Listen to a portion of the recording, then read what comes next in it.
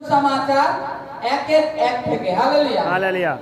খ্রিস্টের যিশু খ্রিস্টের বংশাবলীর পত্র, তিনি দাউদের সন্তান, আব্রাহামের সন্তান। হালেলুয়া।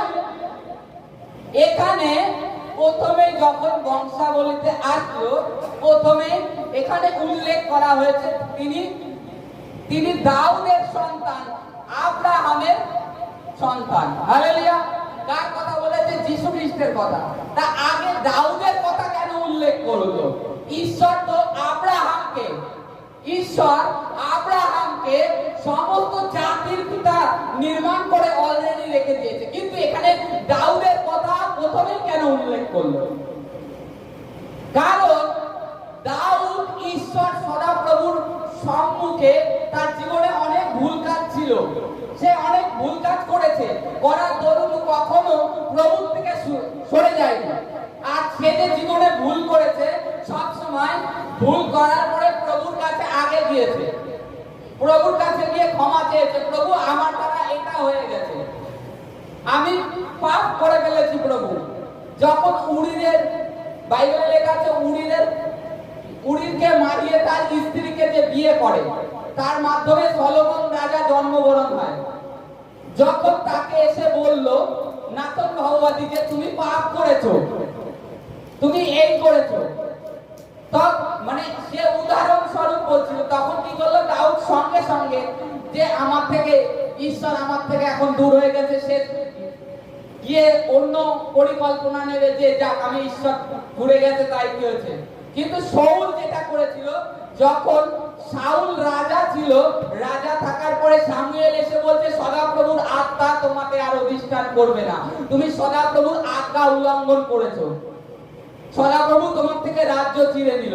তখন শাউল কি বলল? শাউলের প্রতিক্রিয়া, আপনি ঈশ্বরের দাস, আপনি এখন আমার ঘাড়ে হাত দিয়ে বাইরে বেরোন, যাতে আমার লোকেরা বোঝে যে আমার মধ্যে থেকে ঈশ্বর সদাপ্রভু এখনো আছে, আর ঈশ্বর রাজ্য আমার থেকে ছিনিয়ে নিয়েছে, সেটা যেন লোকে না জানুক। শাউলের পরিকল্পনা এইরূপ, তার ভাবনা ছিল, কিন্তু দাউদের ভাবনাটা পুরো উল্টো ছিল। দাউদ আগে যে আমি পাপ করেছি, আমাকে ঈশ্বরের কাছে যেতে হবে, ঈশ্বরের কাছে ক্ষমা চেতে হবে। আর দাউদের কাছে এই কারণে ঈশ্বর, এখানে নাম আসার কারণ দাউদের কাছে ঈশ্বর প্রতিজ্ঞা করেছিল যে তোমার বংশের সিংহাসনে বসতে তোমার সন্তানদের অভাব হবে না, আর তোমার সিংহাসন চিরস্থায়ী থাকবে। চিরস্থায়ী মানে অনন্ত জীবন তোমার সিংহাসন। সেই সিংহাসনে কে আজকে বসে আছে? প্রভু যীশু খ্রিস্ট। তিনি অনন্ত, তার শেষ নেই। এই কারণের জন্য আগে এখানে দাউদের নামটা উল্লেখ এসেছে, আব্রাহামের নাম আসেনি। কারণ আব্রাহাম সমস্ত পৃথিবীর পিতা, যে কেউ প্রভু যীশুকে বিশ্বাস করে, যে স্বীকার করে, সেই আব্রাহামের সন্তান হয়। কিন্তু এখানে দাউদের কথা উল্লেখ করার কারণ হচ্ছে এইটা, তিনি দাউদের সন্তান। দাউদকে প্রতিজ্ঞা করেছিলেন নিয়ত তোমার সিংহাসনে বসার লোকের অভাব হবে না, আর তোমার রাজ্য চিরস্থায়ী। এইভাবে ঈশ্বর প্রতিজ্ঞা করেছিল দাউদের কাছে। এই কারণের জন্য এখানে দাউদের নাম আসে। আর ঈশ্বর দেখেন সব থেকে বড় জিনিস, দাউদ কিন্তু একটা মেষ পালক ছিল। মেষ নিয়ে যেত সকালবেলায় মাঠে, ছাগল গরু ভেড়া এভরিথিং যা হোক নিয়ে যেত মাঠে, সেগুলো চড়াতো, আবার নিয়ে আসতো। তা সে কিন্তু ঈশ্বর কিন্তু দাউদের আরো ভাই ছিল, আরো 5-7টা ভাই, 7 ভাই টোটাল। তাদের মধ্যে অনেক শিক্ষিত ছিল, কিংবা তাদের মধ্যে দেখতে সুন্দর আরো ভালো ছিল। তাদেরকে মনোনীত করেনি, জ্ঞানীদেরকে মনোনীত করেনি, কিন্তু ঈশ্বর মূর্খকে চুজ করেছে। এখানেও তদ্রূপ। নিচে যাব, একটু নিচে। জিহুদা, জিহুদার পুত্র পেরাস ও সেরাস তামরের গর্ভজাত। হালেলুয়া। যাকে যাকে দেখুন বাইবেলে আমরা দেখি, যাকে দেখে অবজ্ঞার পাত্র হয়েছে, যারা ঈশ্বর থেকে সরেনি, তাদেরকে ঈশ্বর একটা উঁচু স্থানে রেখেছে। এই তামরকে জানি, এই জিহুদার পুত্র পেরাস ও সেরাস, তামর হচ্ছে এই জিহুদার পুত্রবধূ। জিহুদা বড় ছেলের সাথে তার বিয়ে হয়, তার বিয়ে দেয়, তার বড় ছেলে মারা যায়, মারা যাওয়ার পরে তার পরের ছেলেকে তাকে দেয়, সেও মারা যায় ঈশ্বর সদাপ্রভুর বিরুদ্ধে পাপ করার জন্য। তখন এই তামর সে চলে যেতে পারত, চলে গিয়ে বিয়ে করতে পারত, আবার সে করেনি। সে অপেক্ষায় ধৈর্য ধরেছিল আর ঈশ্বরের উপরে বিশ্বাস রেখেছিল। লাস্টে এই শ্বশুর একে বিয়ে করেছিল অনেক ইয়েতে, মানে অনেক ঘটনা। এই ঘটনা না বললে প্রথমে ভাববে যে লোকে প্রথমে শুনে ভাববে যে বউ শ্বশুর কি করে বৌমাকে বিয়ে করলো।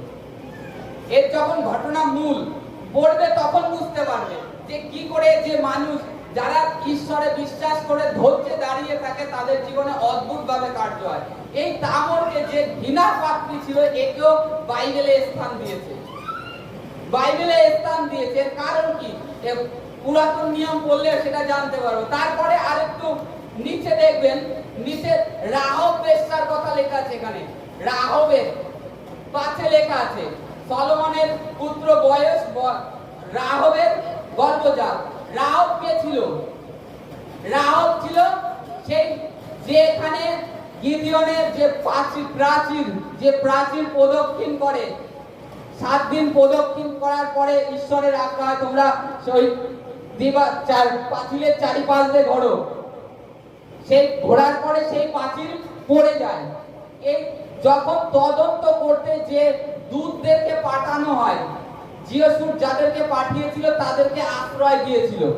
তাই ঈশ্বর রাহবকে নাশ করেছিল না, তার পরিবারকে বাঁচিয়ে রেখেছিল। আর এই রাহব যখন ঈশ্বরে বিশ্বাসী হয়ে গেল, তার পাপ জীবন ত্যাগ করে, তারপরে তার রাহবের গর্ভের থেকে যে পুত্র জন্মগ্রহণ হয় তার নাম বয়স। সে এখানে স্থান পেয়েছে। বুঝতে পারছেন ঈশ্বর কোথা থেকে তুলে নিয়ে আসছে। আজকে আমরা ভেবে থাকি আমার জীবনে কিছু হবে না, আমার জীবনে কিছু হওয়ার নেই, এরকম নিজেদেরকে এরকম ছোট করে দিই। এই রাহবের নামটা আজ বাইবেলে উঠে এসেছে। কারণ কি? এ বিশ্বাস করেছিল ঈশ্বরকে, আর দ্বিতীয়ত ঈশ্বরের দূতদেরকে আশ্রয় দিয়েছিল, ঈশ্বরের দূতদের। আজকেও যখন আমরা কোনো জায়গায় যাই, যাওয়ার পরে কোনো ঈশ্বরের সন্তানের উপরে তাড়না হয়, তাদেরকে আশ্রয় দিই, তখন ঈশ্বরের দূতদেরকে আশ্রয় দিই, এটাই। আর দ্বিতীয়, তারপরে দেখুন রূত। এখানে রূতের গর্ভজাত লেখা আছে, রূতের গর্ভজাত ওবেদের পুত্র যিশাই। বয়সের পুত্র ওবেদ, রূতের গর্ভজাত ও ওবেদের পুত্র যিশাই। হালেলুয়া। এখানে রূতেরও কিন্তু তার স্বামী মারা যায়, নয়মি তার শাশুড়ি থাকে। তা এই রূত নিজের দেশ ত্যাগ করে চলে এসেছিল। নিজের মা বাবা আত্মীয় স্বজন তারা অন্য জাতিতে ছিল, কিন্তু এই রূত যখনই ঈশ্বর সদাপ্রভুর সন্ধান পায়, সেই ঈশ্বর সদাপ্রভুকে কোনো ক্রমে ত্যাগ করে না, কোনো ক্রমে ত্যাগ করে না। তার বড় যা তার থেকে চলে গেল বিদায় নিয়ে, শাশুড়িকে চুম্বন করে। তখন শাশুড়ি বলছে, তোমার বড় যা তো চলে গেল, আমার তো 2 পুত্রই মরে গেছে, তা তোমার জন্য আবার পুত্র সন্তান জন্মগ্রহণ করার মতন আমার বয়স নেই, তা তুমিও তোমার যার মতন চলে যাও। তখন রূত উত্তর দিয়েছিল, তার মুখের বাক্য ছিল, তোমার ঈশ্বর আমার ঈশ্বর, তোমার জ্ঞাতি আমার জ্ঞাতি। তুমি যদি যে দেশে থাকবে সেই দেশ আমার, তুমি দুঃখে থাকো কষ্টে থাকো সেখানেই আমি থাকবো, কিন্তু আমি তোমাকে আর তোমার ঈশ্বর সদাপ্রভুকে ত্যাগ করবো না। এই রূপ নিজের পিতা মাতাকে ত্যাগ করে চলে এসেছিল, বিধবা শাশুড়ির সাথে, নিজেও বিধবা, তা সত্ত্বেও চলে এসেছে। সে কিন্তু বাধ্য বিয়ে করে আবার সংসার ধর্ম করতে, কিন্তু করেনি। সে ঈশ্বরের উপরে বিশ্বাস রেখে তার পশ্চাৎগামী হয়েছিল। এই কারণের জন্য এই রূপকেও একটা স্থান দেওয়া হয়েছে, বাইবেলে। আর এই কারণের জন্য যে ঈশ্বর যে প্রতিজ্ঞা করেছিল দাউদের সিংহাসনে, সেই প্রতিজ্ঞা এদের মাধ্যমে ঈশ্বর পুরোপুরি পূর্ণ করে, এদের মাধ্যমে। কারণ এরা যে তাদের মধ্যে যে বিশ্বাস, ধৈর্যটা প্রকাশ করেছিল, দেখিয়েছিল, এই কারণের জন্য ঈশ্বর একটা উচ্চ স্থানে রেখেছিল। বলছি না, অনেক রাজা গেছে, কিন্তু দাউদ রাজার সিংহাসন চিরস্থায়ী করে দিয়ে গেছে ঈশ্বর। আর সেটা মানে পুরো চিরস্থায়ী, যা কখনো যতদিন পৃথিবীতে মানুষ থাকবে ততদিন সকলে বলবে দাউদ সিংহাসন। এই রূপ ভাবে স্থির করে দিয়ে গেছে। তারপরে এই যে দাউদের পুত্র সলোমন, উরিয়ের বিধবার গর্ভজাত। দাউদের পুত্র সলোমনের যে জন্ম হয় উরিয়, এই উরিয়ের যে স্বামী উরিয়ের বিধবা, মানে তার স্ত্রীর মাধ্যমে যে পুত্র জন্মগ্রহণ হয় সলোমন,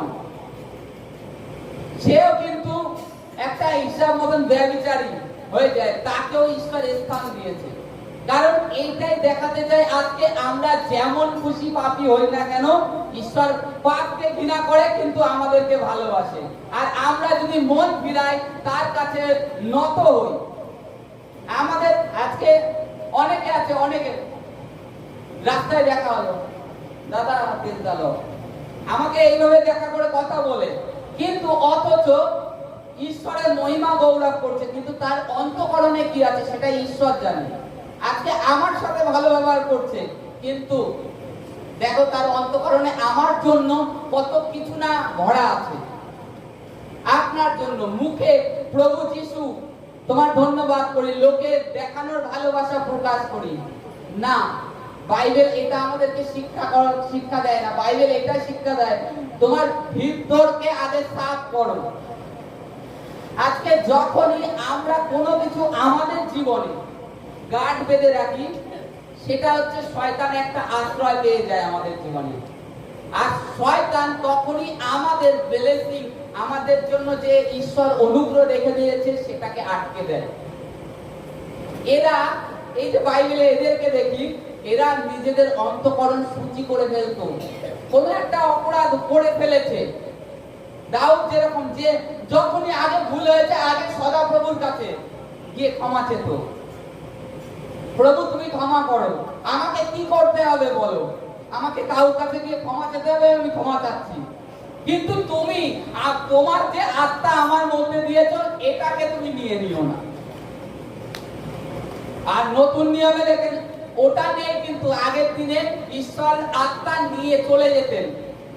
নতুন নিয়মে এটা নয়, নতুন নিয়মে এটা ঈশ্বরের আত্মা, আমরা যতই দূরে যাই না কেন ঈশ্বরের আত্মা, পবিত্র আত্মা যে আমাদেরকে দিয়েছে সেটা বেরিয়ে তিনি চলে যান না। তিনি চলে যান না, তিনি সদা সর্বদা থাকেন, কিন্তু তিনি চাপা পড়ে যায়। আর দ্বিতীয়ত, আমরা যখন পবিত্র আত্মার খুব উপস্থিতি ফিল করি, কখন? যখন আমরা প্রার্থনায় থাকি কিংবা মণ্ডলীতে যুক্ত থাকি, তখন পবিত্র আত্মার ওটা উপস্থিতি যে আমরা বুঝতে পারি যে হ্যাঁ, পবিত্র আত্মা এখন অদ্ভুতভাবে জীবনে কাজ করছে, এটা বুঝতে পারি। কিন্তু পবিত্র আত্মা কখনো বেরিয়ে যান না, নতুন নিয়মে এটাই। এত বড় গ্যারেজ করেছেন। আর এই কারণের জন্য যে দাউদ সব সময় ভীত থাকতো যে কখনো যেন আমি আমার পাপের দরুন, আমার ভুলের দরুন যেন ঈশ্বর তার আত্মাকে তুলে না নেন। আর এখন সেটা করেননি, এখন কি আমাদের থেকে পবিত্র আত্মা লুকিয়ে যান। আমি যদি দিনকে পর দিন মন্দ কর্ম করে যাই, আমার মধ্যে পবিত্র আত্মার কার্য আর প্রকাশ পাবে না। যখন আমি নিজেকে আবার শুধরাবো, তখন আবার মানে অ্যাকচুয়ালি আমাদের তখন নতুন করে শুরু করতে হবে। আর দাউদ সেই কাজটার থেকে সব সময় সতর্ক থাকতেন, ঈশ্বরের কাছে প্রেস থাকতেন, যেন আমার দ্বারা পাপ হয়েছে, আগে ঈশ্বরের কাছে যেতে হবে। অনেক রাজা দেখি, যত রাজা দেখি, সব থেকে দাউদ রাজাই পূর্ণ বয়সে মারা গেছে। আর সে নিয়ত সদাপ্রভুর সম্মুখে ছিলেন। পাপ করেছে, আগে ঈশ্বরের কাছে গেছে, অন্যায় হয়ে গেছে, আগে ঈশ্বরের কাছে গেছে। ভাববাদী এসে বলেছে এই পাপ তুমি করেছো, সঙ্গে সঙ্গে ঈশ্বরের কাছে গেছে। তাও বলেনি ভাববাদীকে যে তুমি আমার জন্য প্রার্থনা করো, কিন্তু বলছে আমাকে আগে নত হয়ে ঈশ্বরের কাছে উপস্থিত হবে। এইটাই ভাবনা আজকে আমাদেরও, যেন ঈশ্বরের কাছে আগে নত হই। আজকে যখনই আমরা কিছু পৃথিবীতে আমাদের হৃদয় অন্তঃকরণে গিট মেরে বেঁধে রেখে দিই, সেটা স্বর্গ রাজ্যে গিট মারা হয়ে যায়।